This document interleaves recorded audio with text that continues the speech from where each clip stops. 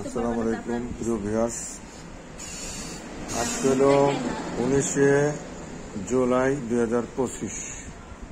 দুইটা রোগী দেখছি, এটা থার্ড রোগী, নাম নিশে এসএসসি পাস করলো, ইনশাল্লাহ আমাদের ছাত্রী হবে। তোমার মুখ দেখাচ্ছি, হাতটা দেখা, একটু হাতের ছবি তোলে। সমস্যা ছিল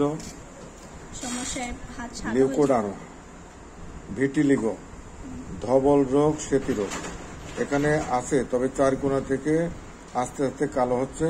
এখানে টোটালটাই সাদা ছিল, মাঝখানে কালো স্পট পড়ছে।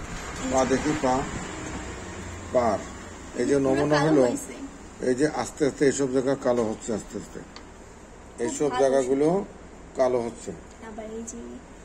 আচ্ছা, এই যে কালো মাঝখানে যে কালো স্পট যদি পড়ে তাহলে বোঝা যাবে যে ভালো হবে, আর যদি কালো স্পট না পড়ে তাহলে বোঝা যাবে এই ভিটিলিগো লিউকোডার্মা ভালো হবে না। মুখ মাস্ক উপর নিচে তো করে তুলে দাও। হ্যাঁ, ঠিক আছে। কি মনে হচ্ছে তোমার, আগের চেয়ে ভালো না মন্দ? আলহামদুলিল্লাহ, ওষুধ অনেক ভালো আর কি। তাই? তোমার একটা নিষেধ করছিলাম, কি নিষেধ করছিলাম বলো তো?